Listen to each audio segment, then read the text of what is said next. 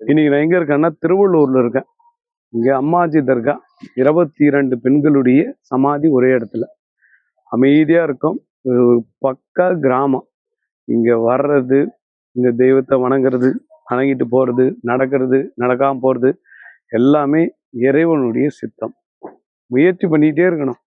ஏதாவது ஒன்று சக்சஸ் ஆகிறதுக்கு வாய்ப்பு இருக்குது.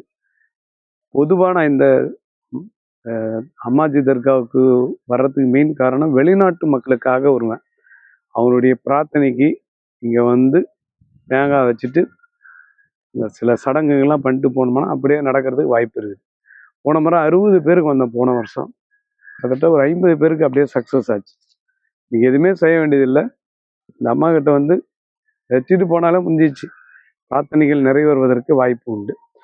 நிறைய மக்களுக்கு நடந்ததா சொல்கிறாங்க. நிறைய மக்களுக்கு சில பேர் நன்றி மன்றுவாங்க. நடந்ததுக்கப்புறம் யாருமே சொல்கிறது கிடையாது.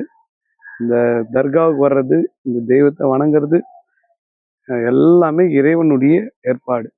அந்த அம்மா நினச்சாதான் இங்கே கூப்பிடுவாங்க. அந்த அம்மா நினைக்கலன்னா கூப்பிட்றதுக்கு வாய்ப்பே இல்லை.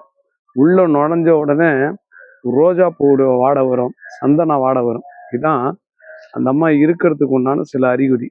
ஆள் நடமாட்டமே இல்லாத நேரத்தில் வந்தீங்கன்னா அந்த காற்று அடிக்கும்.